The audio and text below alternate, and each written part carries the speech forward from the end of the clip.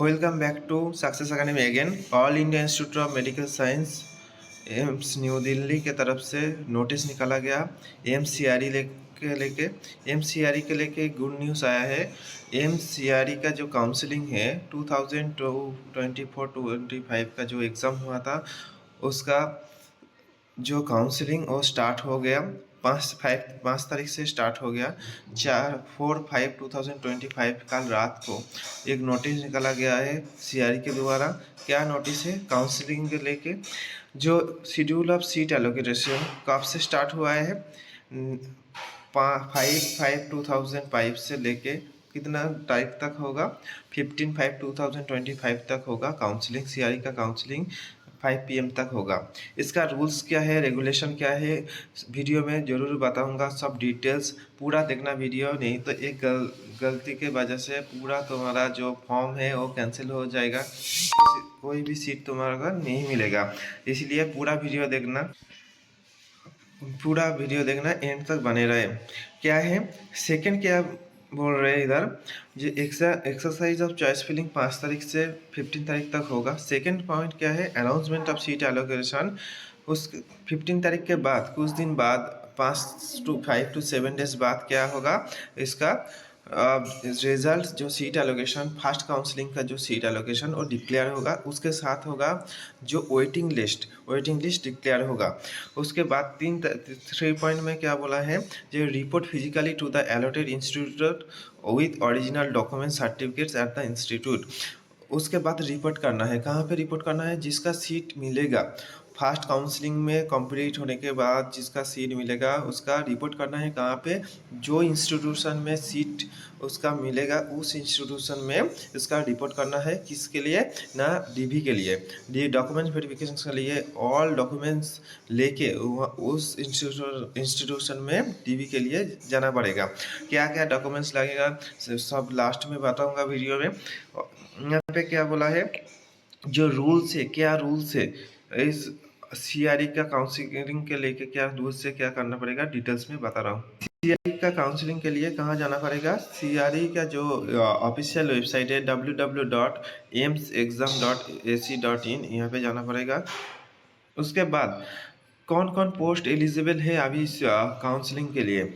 जो group 1, 4, 5, 6, 7, 8, 9, 11, 12, 13, 14, 15, 16, 18, 19, 20, group 21, 22, 23, 25, 28, 28, 29, 30, 31, 32, 33, 34, 35, 37, 38, 41, 43, 43A, 44, 45, 46, 47, 48, 49, 51, 53, 54, 55 and 57। ये सारी जितना भी पोस्ट है एलिजिबल है फॉर काउंसलिंग के लिए। ओके, आप देख लेते काउंसलिंग कैसे करते हैं। काउंसलिंग में कौन कौन पार्टिसिपेट कर सकते हैं? सीआरई का द्वारा जो सेकेंड नोटिस है उसमें बताया गया जो 26 से लेकर 28 तक जो एग्ज़ाम हुआ है एंड जो 17 अप्रैल को जो एग्ज़ाम हुआ था उसका रिजल्ट ही कल 4 तारीख को निकाला गया है। उसका कब वो भी 5 तारीख से लेके काउंसलिंग कर सकते हैं 15 तारीख तक। उसका क्या बोला है नोटिस में, क्या बोला है? जो प्रिपरेशन किया गया है मेरिट लिस्ट, वो जो मेरिट लिस्ट में एलिजिबल कैंडिडेट है वो कर सकते हैं जो काउंसलिंग है। ओके, तो काउंसलिंग का रूल्स क्या है? एलिजिबिलिटी और to participate in the online seat allocation. जो भी कैंडिडेट का स्किल टेस्ट नहीं था वो 8 टाइम्स को बुलाया गया है, और जिसका भी स्किल टेस्ट था उसका 16 टाइम्स बुलाया गया। वो भी सब मिलके पार्टिसिपेट कर सकते हैं। अर्थात जो 8 टाइम्स कौन सा? जिसका स्किल टेस्ट नहीं था, और 16 टाइम किसका? जिसका स्किल टेस्ट है। ये सब लोग पार्टिसिपेट कर सकते हैं का सीआरई का काउंसलिंग में। सेकेंड चॉइस में क्या है? प्रोसीड्योर। क्या प्रोसीड्योर है? जो सीट चॉइस के लिए ऑनलाइन काउंसलिंग के लिए क्या प्रोसीड्योर है? एक बहुत इंपॉर्टेंट स्टेप है आप लोगों का।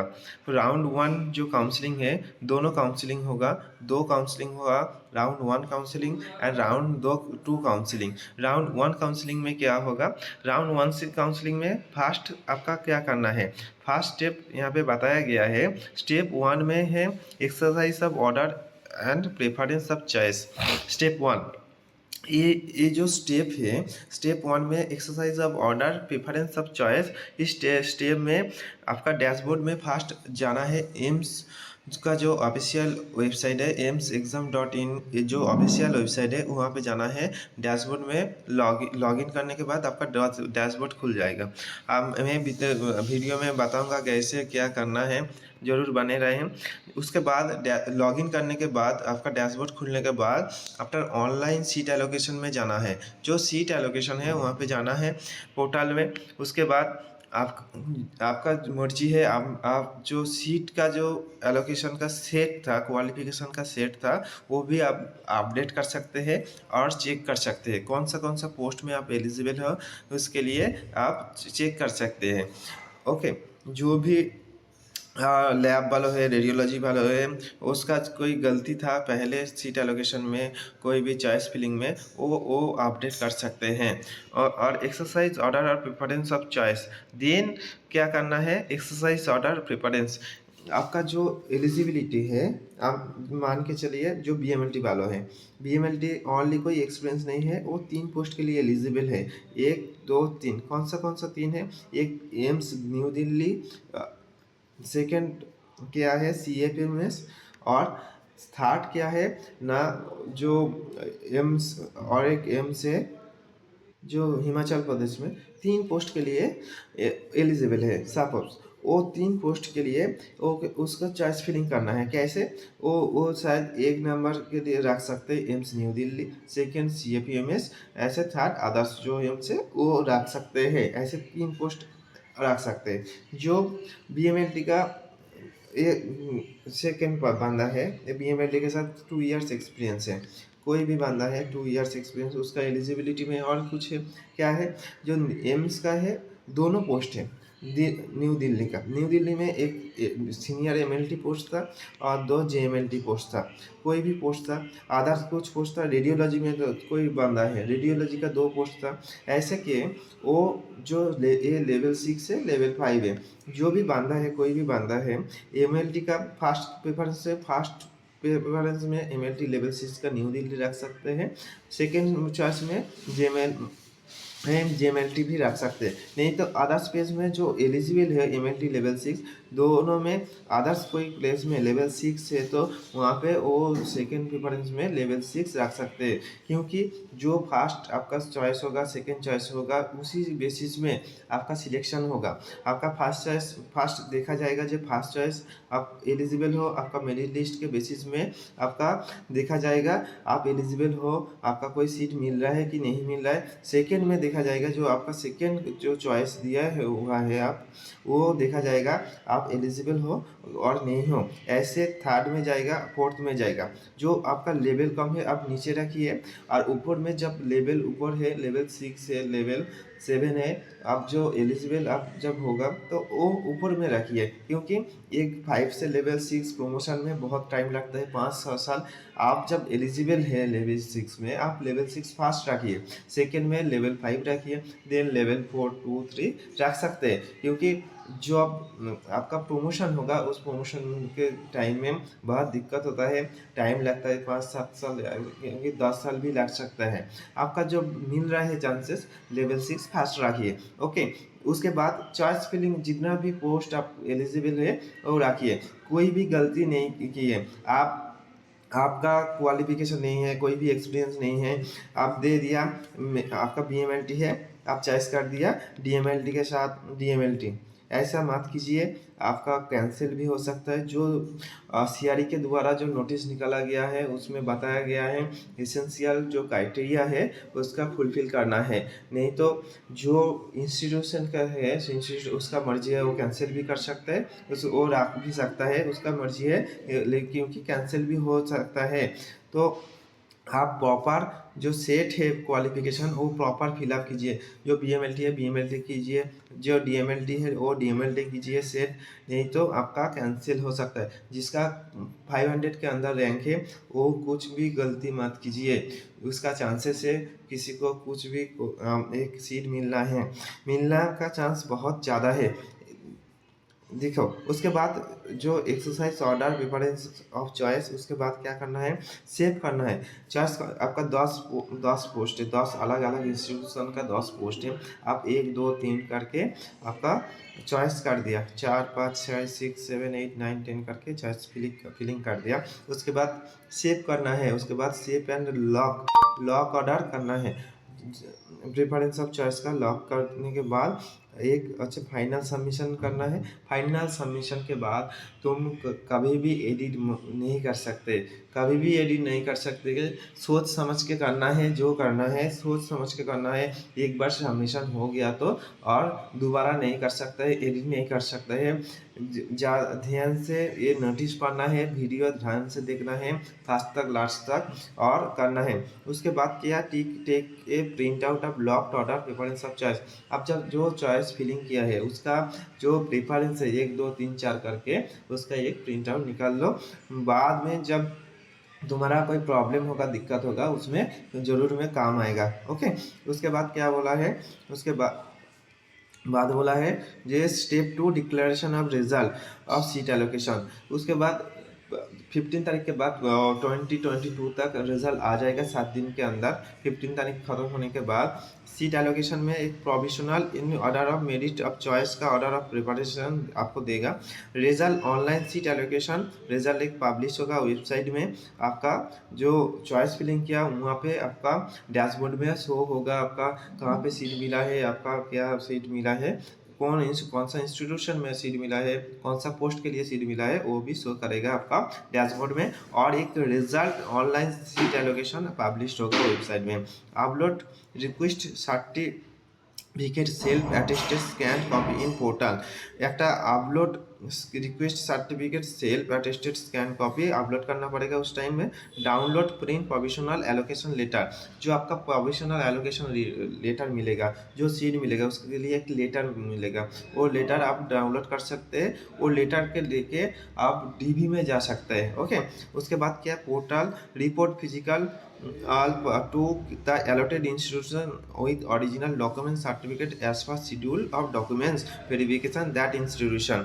इसके बाद क्या बोल रहा है इधर, आपका जो सीट एलोकेशन का लेटर मिला है और लेटर के लेके आपका ऑल जितना भी डॉक्यूमेंट्स है, इंपॉर्टेंट डॉक्यूमेंट्स है, ओरिजिनल डॉक्यूमेंट्स है, सब लेके जो सीट मिला है वहाँ पे जाना है डीबी के लिए। ओके, थर्ड में क्या बोल रहा है, step 3 declaration of waiting list, publication of waiting list within 30 days, publication of result allocation of remaining candidates for each group with field choice in order preparation as institution in respect group post. Okay, then आपका waiting list निकाला जाएगा। Sharing of detail waiting list and candidate with respective participant institute after complete of documents verification and joining and requirement of respective participant institution। उसके बाद क्या होगा, जब आपका first list हो जाएगा सेकेंड लिस्ट का एक निकाला जाएगा और जो भी कैंडिडेट रिजेक्ट होगा डीबी के लिए, डीबी करने के बाद जो भी कैंडिडेट रिजेक्ट होगा उसका जो वैकेंट पोस्ट रहेगा उसके लिए आपका वेटिंग लिस्ट है क्या होगा, कैंडिडेट को बुलाया जाएगा डीबी के लिए सेकेंड टाइम्स में। और इधर कुछ नोट्स है इंपॉर्टेंट, आप देख लेते हैं क्वेश्चन आंसर क्या बोला है सीआरई के द्वारा। राउंड 1 में जो प्रेफरेंस ऑफ चॉइस के लिए है, access first portal online seat allocation, access आपका order of preference of exercise करना है। फर्स्ट जो आपका प्रेफरेंस के लिए उस टाइम आपका लॉगिन करने के टाइम आपका आईडी पासवर्ड गलती से याद नहीं रहते हैं तो फॉरगॉट पासवर्ड कीजिए, उसके बाद आपका दोबारा पासवर्ड मिल जाएगा। ऑर्डर ऑफ चॉइस फिलिंग के टाइम में ध्यान देना है, कोई भी गलती ना कीजिए क्योंकि एक गलती से आपका पूरा कैंसिल हो जा सकता है। आपका जो क्वालिफिकेशन है वो ठीक से चॉइस करना है। आपका जो क्वालिफिकेशन है वो पार्टिकुलर वही क्वालिफिकेशन डालिए। दूसरा मत कीजिए, दूसरा मत डालिए। किसी के बात मत सुनिए, आपका खुद का बात सुनिए, क्योंकि आपका जो डिसीजन कि कोई भी आपको बोला है आपका डीएमएलटी है, बीएमएलटी डाल दो, तुम्हारा चांस मिल जाएगा एम्स में। किसी का बीएमएलटी है, तुम डीएमएलटी डाल दो, तुम्हारा ईएसआईसी मिल जाएगा। ऐसा बात मत सुनिए, क्योंकि आपका कैंसिल हो सकता है, आपका कैंसिल हो सकता है, आपका एक सीआरई कैंसिल हो सकता है। आपका 200 सपोज रैंक हुआ है, 200 रैंक में आपका जो जिसका बीएमएलटी है वो आसानी से मिल जाएगा। कहाँ मिल जाएगा? जो आपका एम्स है, जेएमएलटी पोस्ट है, एमएलटी पोस्ट है, वहाँ पे मिल जाएगा। आप किसी का बात सुना है, आप ईएसआईसी में डाल दिया है, आपका कोई भी एक्सपीरियंस नहीं है तो ईएसआईसी में डाल दिया, ईएसआईसी फर्स्ट प्रिपरेशन दे दिया, आपका कोई भी एक्सपीरियंस नहीं है, आप गया है ईएसआईसी में, आप ईएसआईसी में बोलेगा आपको क्या है, आपका तो कोई भी एक्सपीरियंस नहीं है। सपोज हमारा कोई एसेंशियल क्राइटेरिया डीएमएलटी और एक्सपीरियंस है आपका, हमारा एसेंशियल क्राइटेरिया आपका डीवीपी में रिजेक्ट कर देगा। तो किसी का बात मत सुनिए, आपका खुद का बात सुनिए, और किसी का बात मत सुनिए। आपका जो मर्जी आप कीजिए, किसी का बात मत सुनिए। क्या है उसके बाद सीट एलोकेशन के बाद क्या होगा? सीट एलोकेशन ठीक से कीजिए, प्रेफरेंस कीजिए ठीक से। आपका जो नज़दीक होगा वो वाला फास्ट डालिए, और लेवल जो ऊपर है लेवल 6 फास्ट डालिए, नेक्स्ट लेवल 5 डालिए। ऐसा कीजिए। आपका जो एक्सपीरियंस वगैरह, क्वालिफिकेशन वगैरह ठीक से चेक कीजिए। मेरा पास क्या क्या क्वालिफिकेशन है, मेरा पास क्या क्या एक्सपीरियंस है, एक 31 तारीख तक क्या क्या एक्सपीरियंस है, क्या क्या क्वालिफिकेशन है, सब चेक कीजिए ठीक से। उसके बाद आपका क्वालिफिकेशन डालिए, उसके बाद आप प्रिपरेशन डालिए। तो ऐसा गलती मत कीजिए, ठीक से डालिए। और जो कैंडिडेट है जिसका पास ओबीसी एससी एसटी कास्ट है, यूआर है, यूआर में सब एज आपका क्राइटेरिया देख लीजिए। आपका जो ईएसआईसी वगैरह पहुंची से अपर एज लिमिट आपका शो कर रहा है, आपका डाटा में शो कर रहा है ईएसआईसी, व आपका 30 एज है, आपका शो कर रहा है जेएमएलटी पोस्ट। आप मत कीजिए, आपका एज भी चेक करना है। आप जो जो एज में एलिजिबल है वो पोस्ट आप चॉइस कीजिए, नहीं तो एज में आपको डीबी में निकाल दिया जाएगा, तो आपका डीबी में रिजेक्ट कर दिया जाएगा। एज भी देखना पड़ेगा आपको, क्योंकि सीआरडी जो किया है एज को ध्यान नहीं दिया, एज को ध्यान नहीं दिया, एज को नहीं देखा ठीक से, सबको एलिजिबल कर दिया सब पोस्ट के लिए। सबको सब एलिजिबल, आपका जो डाटा शो हो रहा है आप सब पोस्ट के लिए एलिजिबल नहीं हो, क्योंकि एज का इधर क्राइटेरिया है, क्वालिफिकेशन क्राइटेरिया आप खुद को देखना पड़ेगा, नहीं तो रिजेक्ट हो जाओगे कहाँ पे? डीबी में। तो सब देख के आपको सीआरई का काउंसलिंग करना है। जो जो इंपॉर्टेंट नोटिस है देख लेते हैं, क्या क्या क्वेश्चन है आंसर है सीआरई के द्वारा। Exercise order of choice preference के करने के टाइम में आप एक दो फर्स्ट चॉइस करने के बाद आप ऐड चॉइस बटन कीजिए, उसके बाद सेकंड आपका चॉइस कीजिए, थर्ड चॉइस कीजिए, उसके बाद फिर से ऐड कीजिए, ऐड बटन कीजिए, फिर से फोर्थ चॉइस कीजिए। ऐसे ऐसे करना है।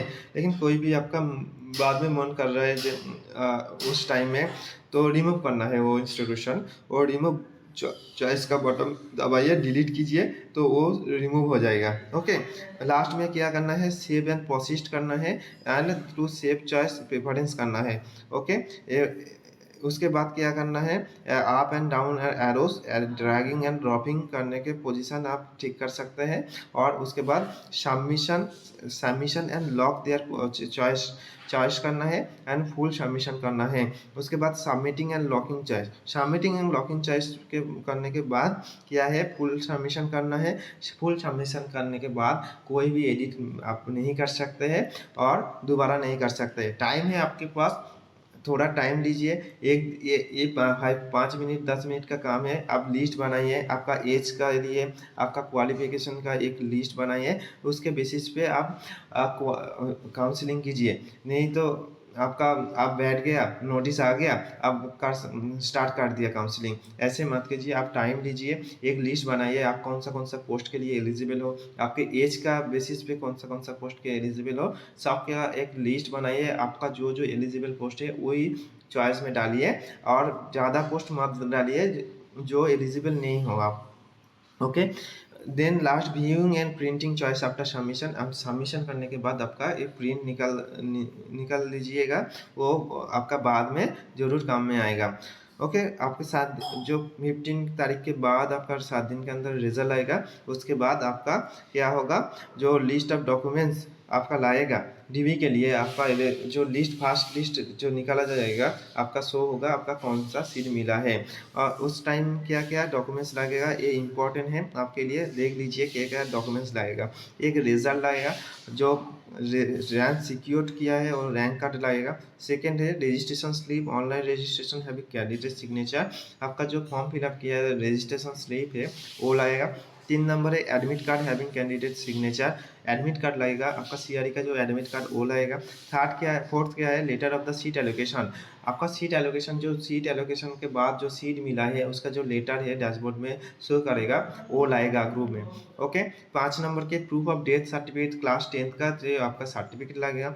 6 नंबर है आपका जो कास्ट सर्टिफिकेट है SC ST EWS caste certificate वो लगेगा, और इनकम सर्टिफिकेट जो भी जिसके लिए एप्लीकेबल वो लाएगा। 7 नंबर डिसेबिलिटी सर्टिफिकेट जिसके PWBD जो कैटेगरी है उसके लिए डिसेबिलिटी सर्टिफिकेट लगेगा।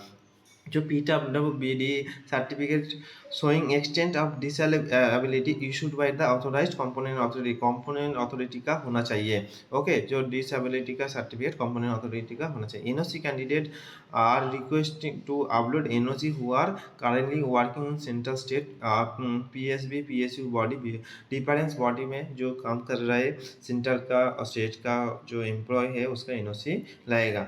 Okay, proof of essential education qualification proof लाएगा जो एसेंशियल क्राइटेरिया, इसमें ध्यान दीजिए 10 नंबर में क्या है जो आप डाले हैं सीट एलोकेशन में, जो भी क्वालिफिकेशन में डाले हैं एसेंशियल क्वालिफिकेशन, वो एसेंशियल क्वालिफिकेशन आपका लाएगा। ओरिजिनल प्रूफ लगेगा, ओरिजिनल प्रोविशनल डिग्री लगेगा और अच्छे डिप्लोमा सर्टिफिकेट लगेगा। ओके, ओरिजिनल प्रोविशनल डिग्री और डिप्लोमा सर्टिफिकेट लगेगा। ओरिजिनल भी जिसका भी प्रोविशनल है वो भी उसमें भी हो जाएगा। Along with the proof of date of result declaration issue of certificate, और सब ऑल जो डॉक्यूमेंट्स है 31 तारीख का पहले होना चाहिए। 31/1/2025 जो लास्ट डेट था सीआरई का एप्लीकेशन का वो 31 था, उसके अंदर होना चाहिए ऑल डॉक्यूमेंट्स का डेट। ओके, जो रजिस्ट्रेशन सर्टिफिकेट रिक्वायर आपका जो रजिस्ट्रेशन सर्टिफिकेट सबके लिए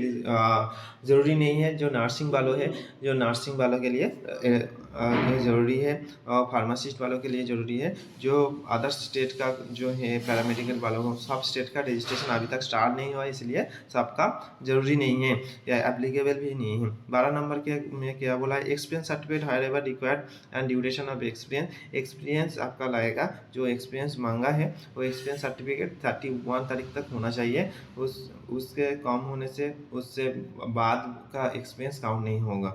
okay, copy of original ID card और for proof of identity issued from the any government authority, आपका आधार कार्ड वोटर कार्ड होने से हो जाएगा।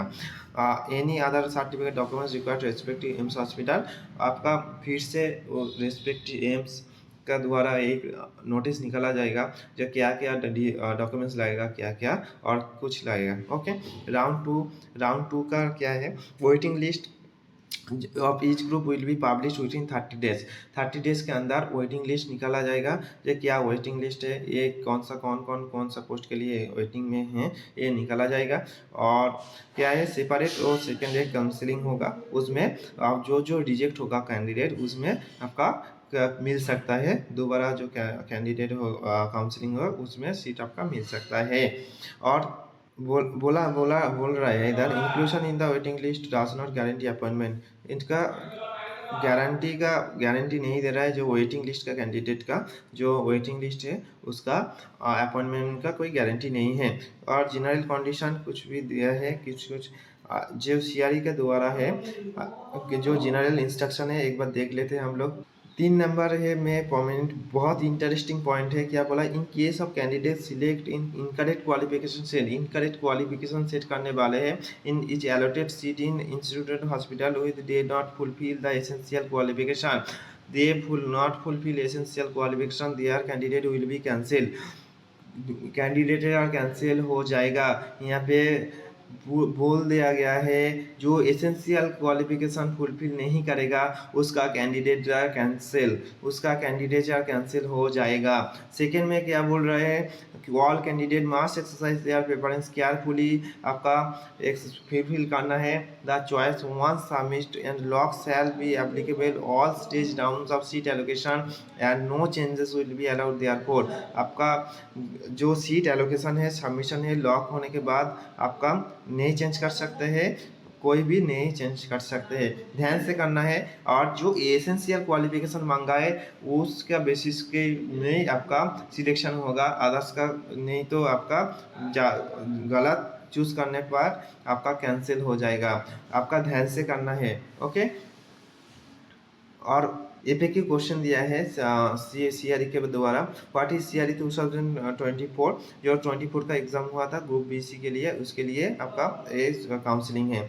हु एलिजिबल है, ये आज 8 टाइम्स जो कैंडिडेट के लिए कैंडिडेट जो लिस्ट निकाला गया है वो सब लोग एलिजिबल है सीट एलोकेशन में। What is procedure seat allocation, first आपका लॉगिन करने के बाद प्रिफरेंस, उसके बाद सीट आपका प्रिपरेशन करने के बाद सबमिशन, उसके बाद सीट डिक्लेरेशन एंड रिजल्ट निकल जाएगा, देन वेटिंग लिस्ट निकल जाएगा, ओके निकला जाएगा। How to exercise order preference, आपका जो भी बोला है पहले वो वैसे ही आपका करना है। सीट एलोकेशन आपका choice filling, can I change choice after locking, after locking करने के बाद आप choice one submission submitted and lock choice और फाइनल आप नहीं कर सकते हैं change, okay. How will seat be allocated, how will seat allocated, provisional allocation based on merit, order preference और eligibility to be verified at reporting time.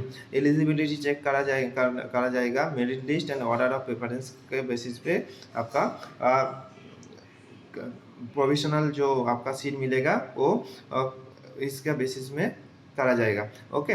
What to do after seat allocation, after seat allocation है आपका करना क्या है, download provisional allocation seat आपका download करना है, upload self attested document आपका अपलोड करना है, self attested document, physically report to allotted institution, आपका जो इंस्टीट्यूशन मिल रहा है वहाँ पे विजिट करना है डीवी के लिए।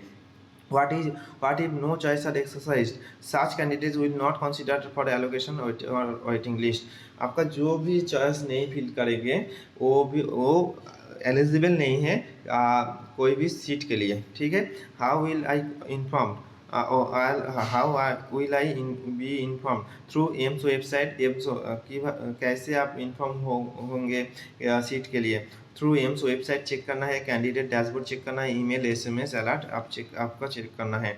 How raise a query, raise query कोई भी आपका डाउट हो तो आप रेज क्वायरी में जाइए, वहाँ पे डैशबोर्ड के पास आपका रेज क्वायरी है, वहाँ पे आपका जो क्वेश्चन है वो लिख दीजिए और सबमिशन कीजिए, उसका आंसर आपको आएगा, okay. Thank you for watching this video. कैसे जाना है क्या करना है, और एक नेक्स्ट वीडियो आएगा कैसे पूरा आपका फुल फिल करके आपको बताऊंगा कैसे चार्ज फिलिंग हो रहा है। नेक्स्ट वीडियो में हम देख सकते हैं, लाइव देख सकते हैं, ओके। आपका कोई भी क्वेश्चन होगा तो कमेंट बॉक्स से कमेंट कीजिए। जो एमएलटी वालों है, लैब वालों है, उसका एक अलग ग्रुप है, वहाँ पे ज्वाइन हो जाइए, कोई भी डाउट हो तो पूछ लीजिए, हम लोग जो एक्सपर्ट टीम है आपको बताएंगे कैसे क्या करना है, ओके। थैंक यू और सब्सक्राइब कीजिए मेरा चैनल, और मिलते हैं नेक्स्ट वीडियो में।